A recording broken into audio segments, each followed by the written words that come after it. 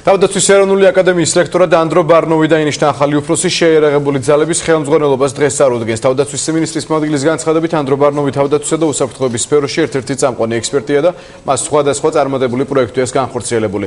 თავდაცვის ეროვნული აკადემიის ახალი რექტორი კი აცხადებს, რომ აკადემია გადაიქცევა ისეთ სასწავლებლად, როგორიც საქართველოს და შეიარაღებულ ძალებს ეკადრება.